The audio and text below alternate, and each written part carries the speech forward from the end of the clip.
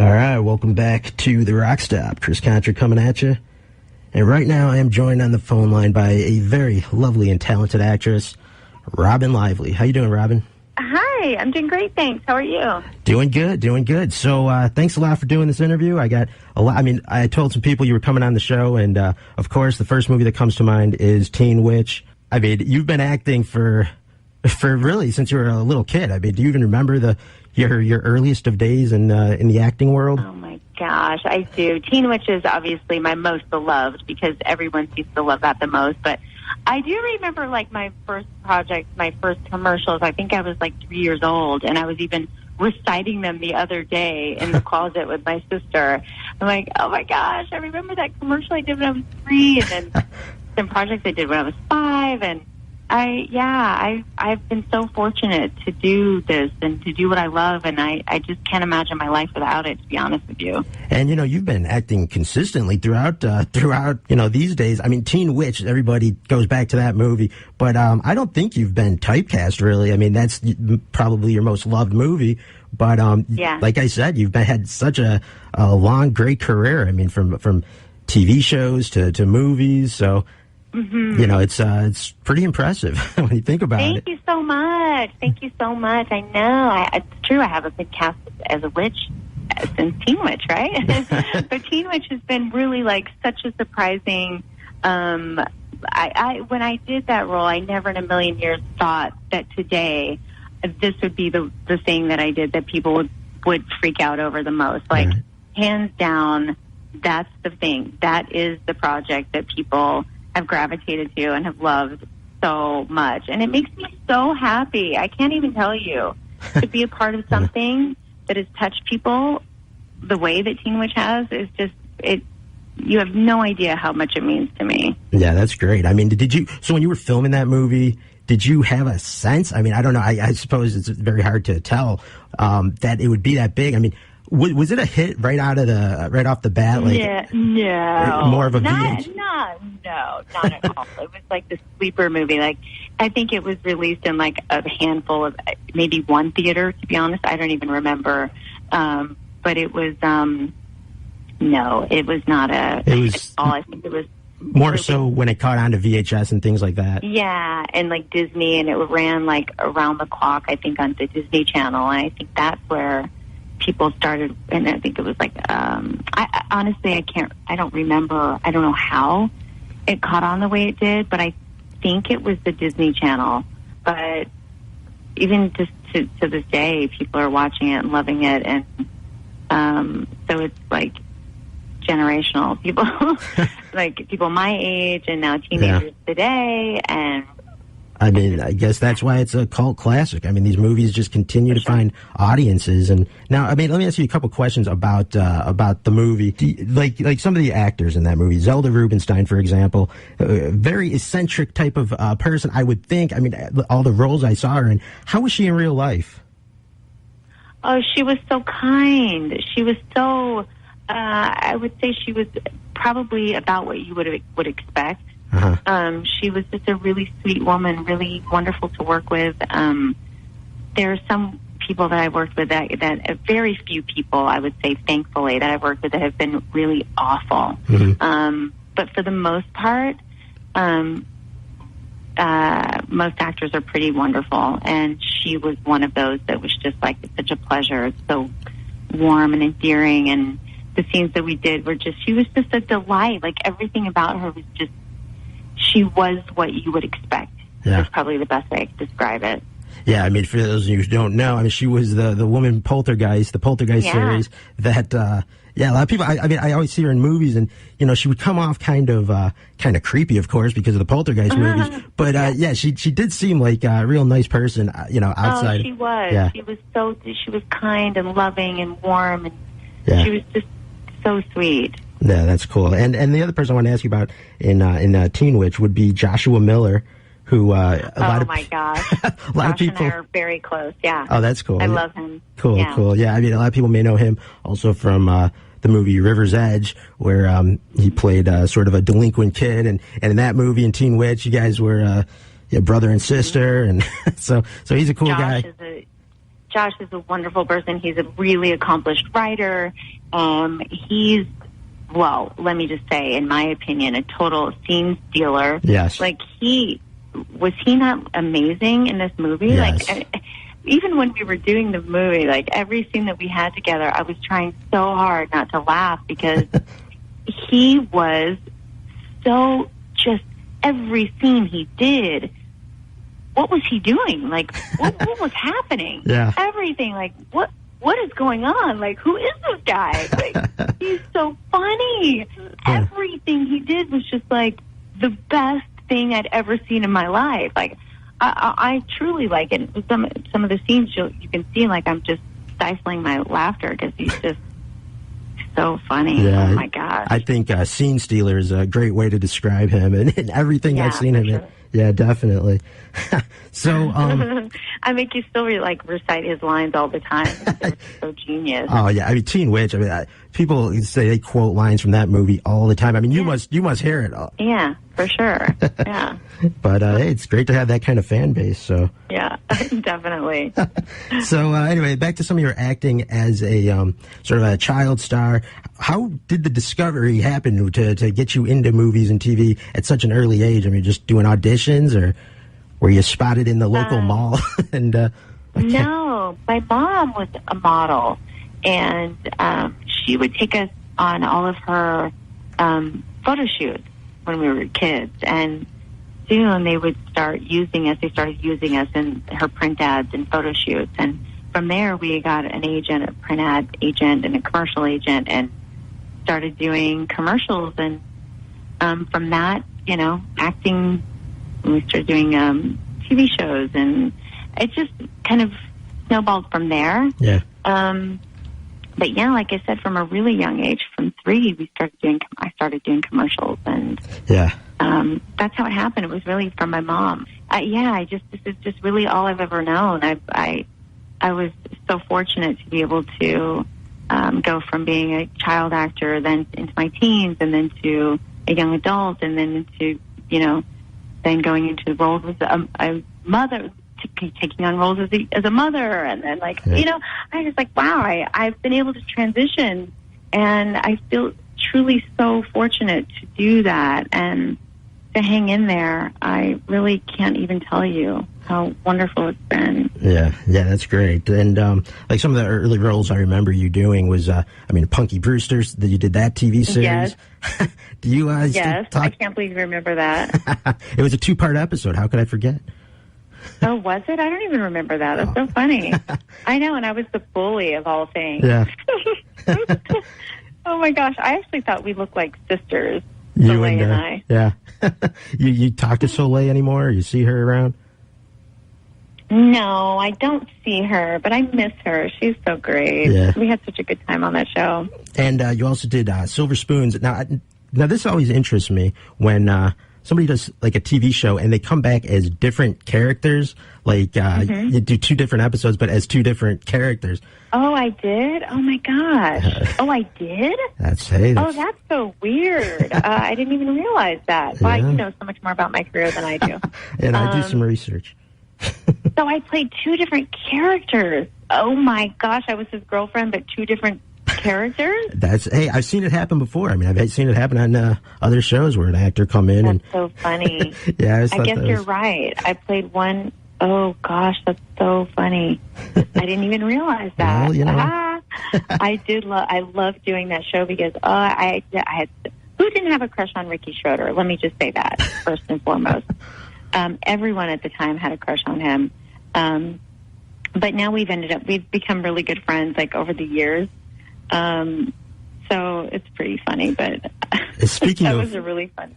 Well, I was going to say, speaking of crushes, I mean, you must have been a crush for a lot of young guys, and you must have been getting a lot of fan mail and things like that throughout your career. Yeah, I never had I never had people would have. It's funny because I don't think anyone really knew where to send fan mail, but I've had some pretty interesting letters.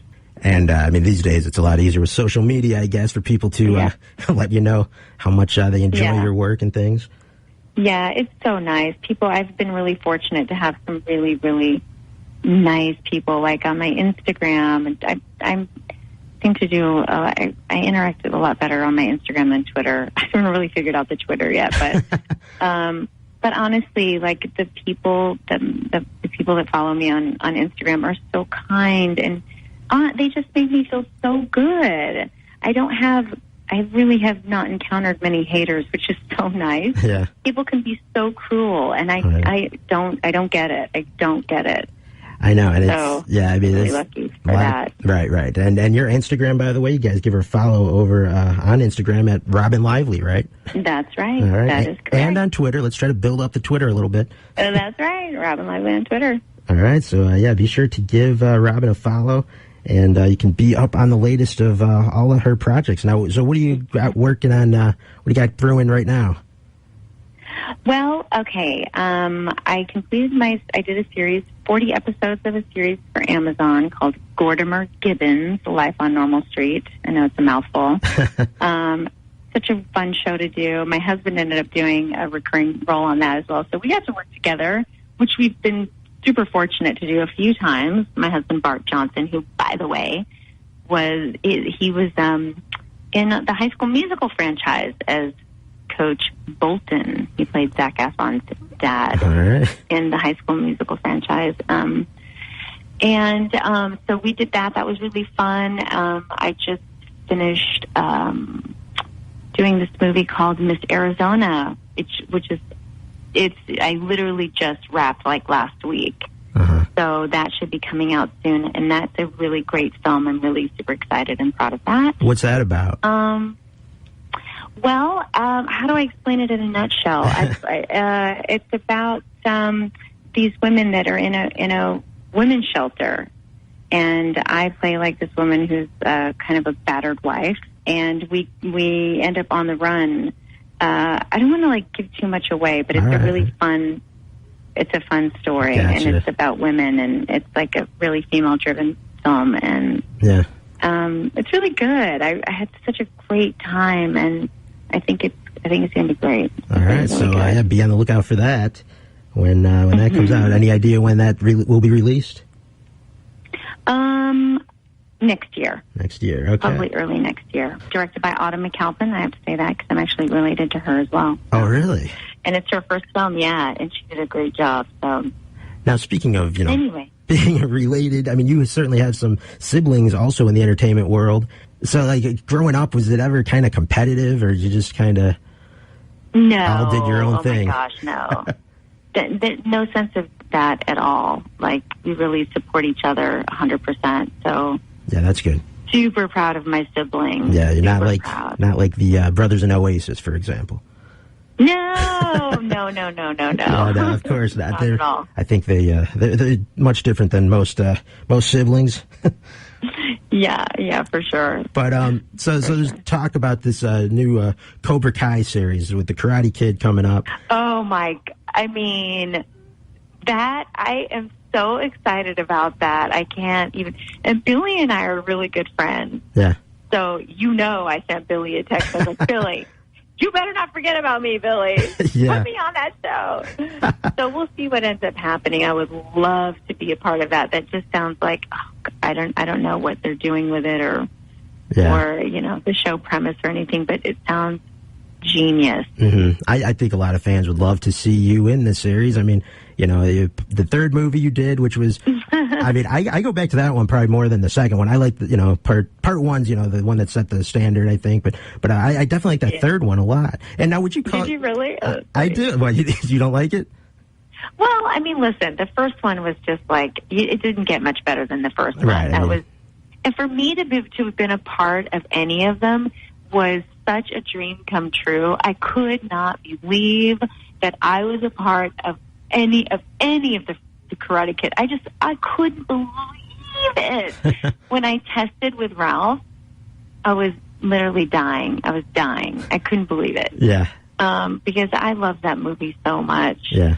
I think they were still actually writing the movie as we were filming. I loved being a part of it. Ralph was so wonderful. He's such a wonderful, wonderful human being. Uh-huh. So to be a part of that show in any capacity would be a total dream come true. I would love it. Yeah. And Billy's been a friend of mine for decades. And he ended up doing, he did an episode of Gordimer Gibbons. Oh, really? So that was really fun. That's cool.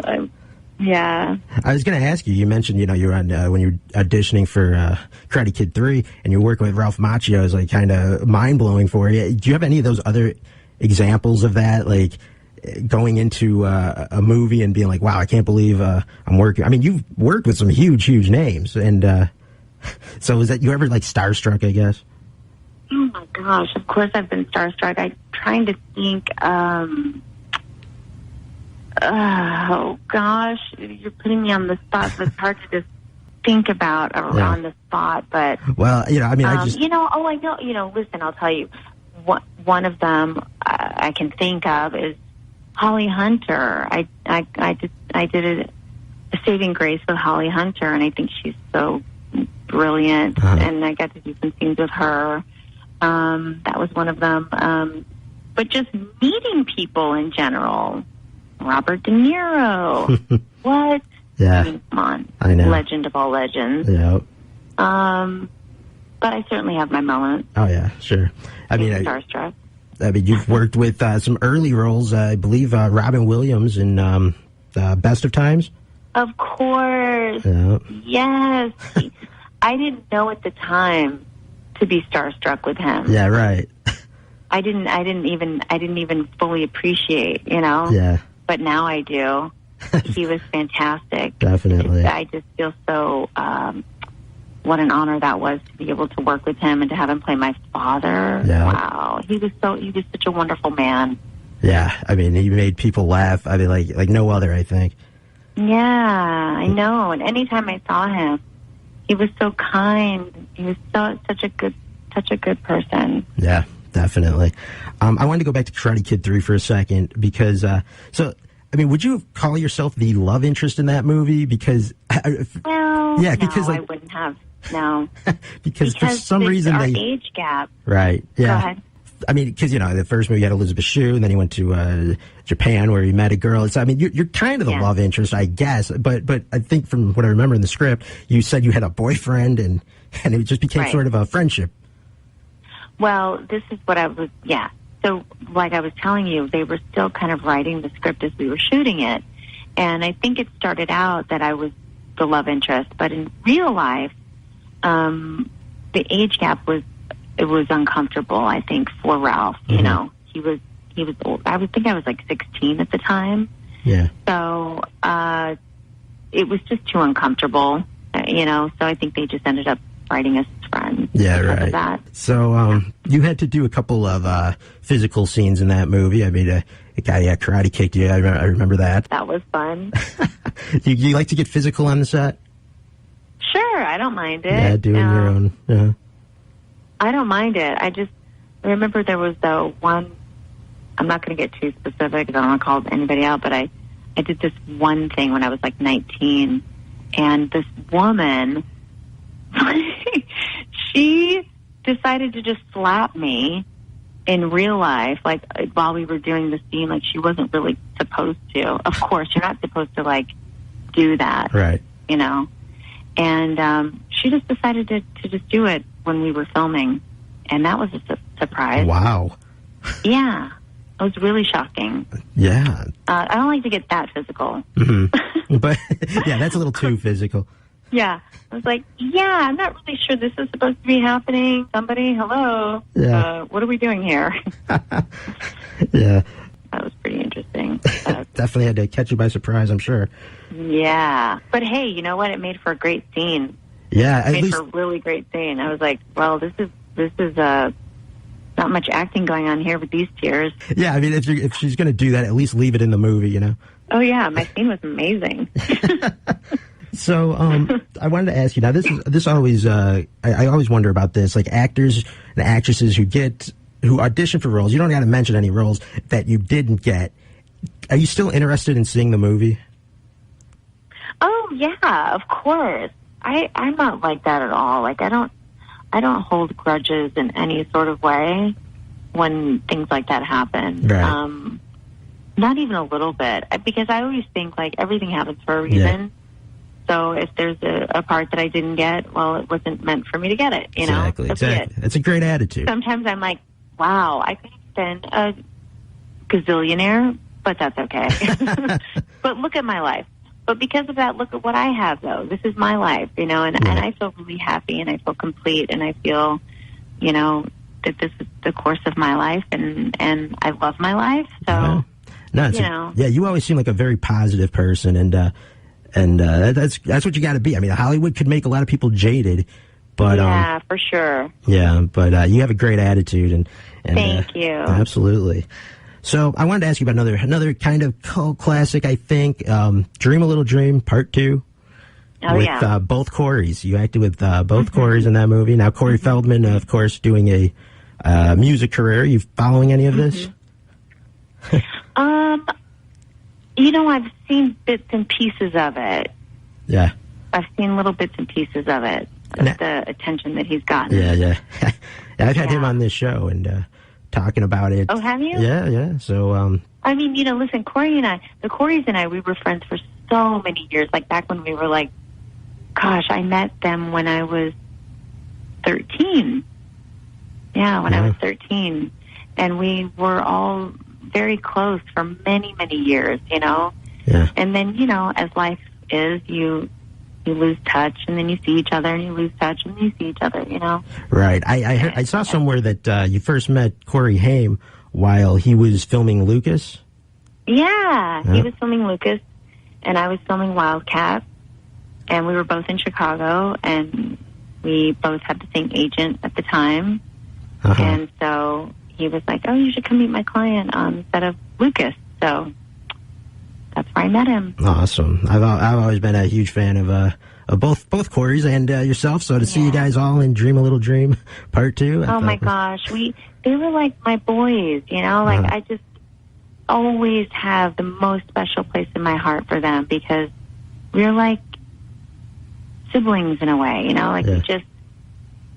I don't know how to describe it, but when you've been through so much together, as you know, it's like adolescence and then as teenagers, and you go through so much, and anyway. Yeah. No, I hear you. I got you. So, let me ask you this about you know, some of the roles that you got. Was there ever like a pressure on you to maybe do some nudity in movies, or? I've never been pressured to do anything like that. I don't think, I've never really gone after roles like that, to be honest. So it's never really been much of an issue. There was a show that one of the directors was like trying to get me to do something that I wasn't comfortable doing, and he was like presenting it in such an innocent way. And I think I was like 19 at the time. And I was like, no, I'm not going to do that. Right. I'm just going to go ahead and do it as scripted. Oh, yeah, he tried to add something into the script. Yeah, see. Exactly. Yeah. And he had pulled me aside with the other actor and the script supervisor. Right. And he's like, you know, we'll just do this, of course, like in a way, however you're most comfortable. But, you know, we won't show anything. But basically, I was going to be like half naked, basically. And I was like, no, that's all right. Well, I'm not going to do that. Yeah, right. You saw Thanks this anyway. You saw the script one way, and that's the way you wanted to do it. I understand that. Well, and it wasn't even scripted that way. It was just right. Before, when you saw the script, you were cool with it, and then to add in something like that, I see where you're coming from. We were already shooting. I mean, I was like part of it. We were like, it was the day of shooting, and he wanted to change it. Right. And then the script supervisor was like, I'm so proud of you for doing that. I'm so proud of you for not being bullied into that situation. I was like, no way, I'm not going to do that. Right crazy. But the way it was presented was such an innocent way. You'll be concealed. Mom was like, yeah, no, I'm not doing that. It makes you wonder, like, you know, other actors and actresses that may, you know, fall into these pressures and do things. Of course. Yeah. Of course. You know it happens all the time. I know. Yeah, that's why you gotta stay strong. I mean, it's a tough industry, But yeah, it really is. Yeah. So going back to Teen Witch for a minute, the cult classic film. Is there any talk? I mean, I know your hardcore fans want to know. Is there any talk of a sequel? I don't know if I'm at liberty to say anything, but there could be. That's all I can say. All right. There could be. Fair enough. We might have something in the works that I'm excited about. So that's really all I can say. Very cool. All right, I got keep your eyes and ears peeled. That's all I can say. I'm excited. Very cool. There might be something brewing. Nice. I know that made a lot of people very, very excited just now. And I mean, that's just a feel good movie. I think everybody. That's why it gets. There's movies that are truly great. But, then you watch them and, you may not turn it on every time. With a movie like Teen Witch, I think people turn that on all the time. It's just a feel-good movie. I just can't believe it. And honestly, since joining social media like 2 years ago, I resisted it for so long. Oh, really? I did, because I just thought, I'm just kind of a private person, and I can see how cruel people can be to celebrities, and I just didn't really want to invite that into my life. But having since done it, and people have been so kind and so warm and so wonderful to me, it's been such a nice experience so far.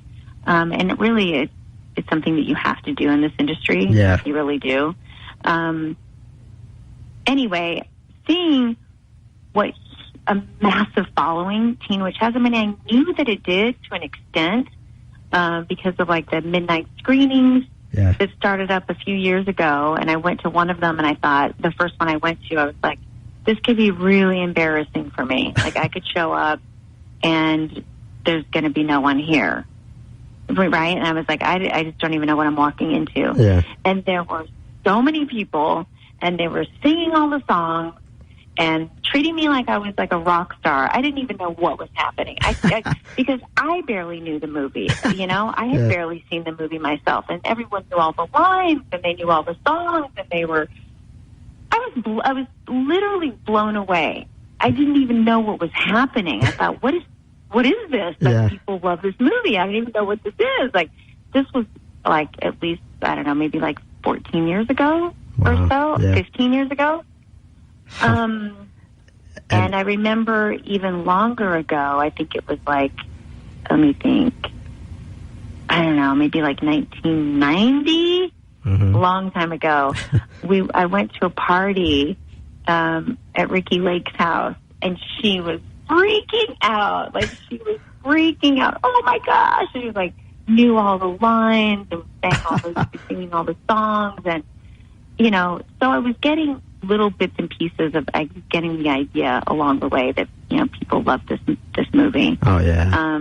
But it wasn't until they started doing all these midnight screenings that's when you first really started getting the sense that, wow, there's like this is like a cult classic. Definitely. And then if I ever post anything on my Instagram, I really started seeing that there was still a huge love for the film. So yeah, no doubt about that. So I mean, you've realized how passionate the fans are in more recent years, I guess.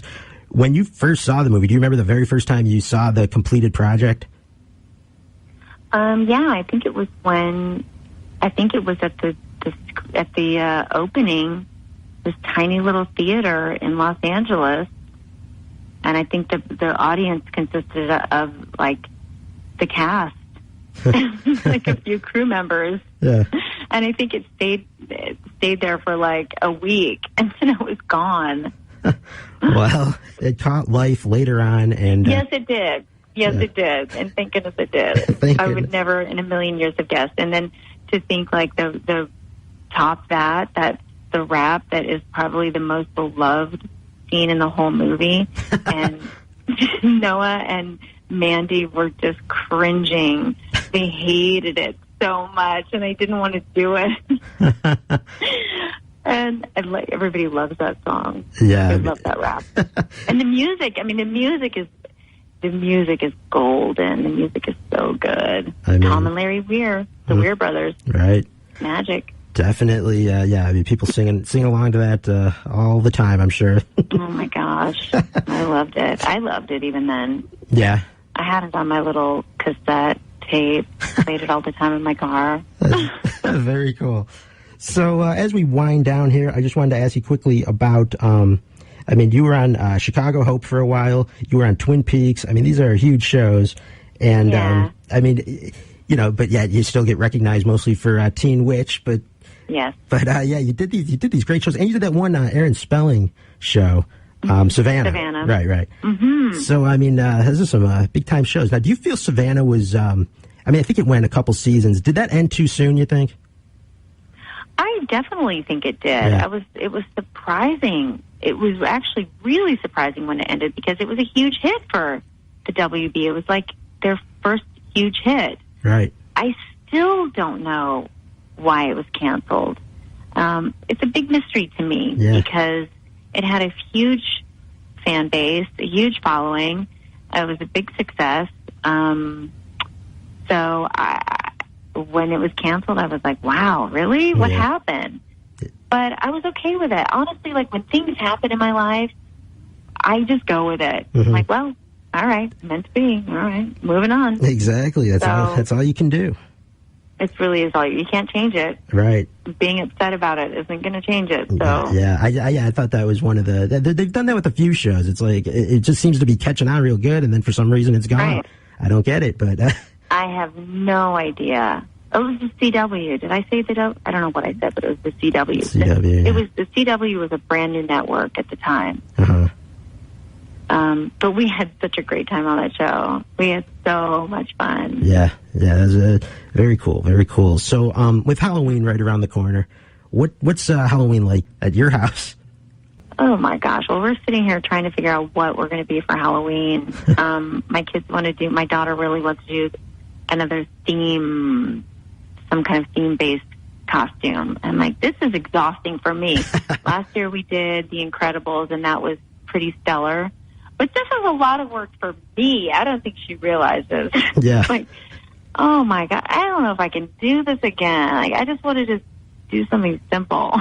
But I don't know what we're going to do. I have no idea. But we love Halloween, like to decorate the house, and I don't know. I'm going to figure out something cool to do for the costumes. Yeah, it's a big time of year for a lot of people. Holidays coming up, so... yeah. And you know, Teen Witch is, this is when it's all about Teen Witch, Halloween. Probably get played on TV quite a bit now. Do you watch it back when it's on? Do you just, it happens to be on, flip it on? I don't. But you know what? We just recently, I know that recently it's been released on Blu-ray, and there's a whole section where we did like additional footage, and we did like interviews and all sorts of stuff, and we did a commentary over it. Yeah. And I like rounded up the troops, like Josh and Dan and Mandy. I still haven't watched it. But I said to Dan and Mandy and Josh, I was like, guys, we really should get together and watch it together. Yeah. Let's listen to our ridiculous commentary.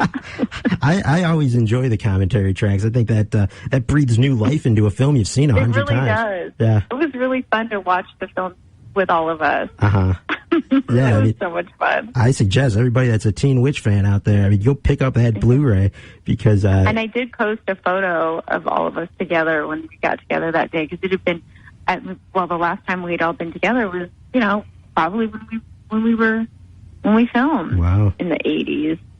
And Dan and Lisa, for those of you who don't know, Dan and Lisa are married. Dan and Lisa, that would be Brad and Randa. From Teen Witch. Did you even know that? Did you know that they got married? I did not know that. No, you did not. I just feel like it's common knowledge. I just feel like, how do you not know that? They got married a few years after we wrapped. Wow. And they have a son, gorgeous child, of course. How could they not? So that's very cool. Yeah. I mean, that's pretty epic, right? Brad and Randa married. Think so. Like, how do you top that? You don't. I guess you don't. That's it. No, you don't. Wow. Well, there you go. I mean, I'm sure a lot of hardcore fans listening knew that already, but yeah, listen, that's some of them didn't. Yeah, some didn't. But congratulations to them. For sure. So a couple final questions here. So, when you're filming, what do you like to do for recreation on set? On set? When, in between your scenes, somebody else filming, you just throw on some music, read some tabloids? You know what? Honestly, this is going to sound so boring, but when in between scenes, I'm like prepping for the next day. I'm like learning my lines and trying to prep for the next day's work. Ultimate professional. Well, I got to be professional. Got to do good work. So that's generally what I'm doing in between scenes. I guess. That's what I was doing. Or like the film that I was just doing, I was either prepping for my scenes for the next day and the upcoming week, or I was freaking out about the fires in my backyard. Yeah, I saw about our whole that. Mountain was on. Yeah, I saw about that on your Twitter. I mean, that was pretty scary Wasn't stuff. That crazy? Yeah, that was insane. Yeah, I mean, so, thankfully, right. Your house is all right and you're all right and everything. It is. Yeah. It is. And, I felt really bad because, and I would like to clear this up, I didn't realize that the photo looked like my house is on fire. And I did edit what I wrote, my text, because on my Instagram, my cousin pointed out, she's like, oh my gosh, it looks like your house is on fire. And I was like, what? Because I know my home so well, and I knew that it was in my backyard. Right. She thought that it was, and I thought, oh no, I didn't realize that it, and it does. It looks like my actual home was on fire, but it was actually in my backyard. Yeah, it was still really, really close to my house, but I felt bad to have given that impression in any way that my house was on fire, because it wasn't. Yeah, right. Okay. So anyway, to set the record straight. It's all good. Did evacuate. I did pack up a ton of my stuff. And, it's really scary, but we're all good. That's good. That's very good to hear. So, speaking of your Instagram and things like that, I saw a picture that you put up. I'm not sure how long ago it was, but you guys went to a Green Day concert. Yeah, we did. Yeah. So you a rock fan, a Green Day fan? Well, listen, I'm really good friends with Amy Sugarman. She works with iHeartRadio, and she hooks me up anytime there's like an iHeartRadio anything. I'm there. Yeah, we went to Green Day. We've been to tons and tons of those. Awesome. Green Day's a great band and super cool. Yeah. So yeah, I thought it was cool. That you went to that. So yeah, I would mention it here on the RockStop. I got to talk some rock music. Well, of course. All right, Robyn. I thank you so much for doing this interview. It's been really cool talking with you. And yeah, it's been awesome talking to you as well. Thank you so much. Yeah, absolutely. So, guys, give her a follow over on Twitter and Instagram at Robyn Lively, and be on the lookout for all of her upcoming projects. You could stay up to date with her if you give her a follow over there. Awesome. Thank you so much. It was so nice talking to you. You too, Robyn. Thanks again. Bye. Bye-bye.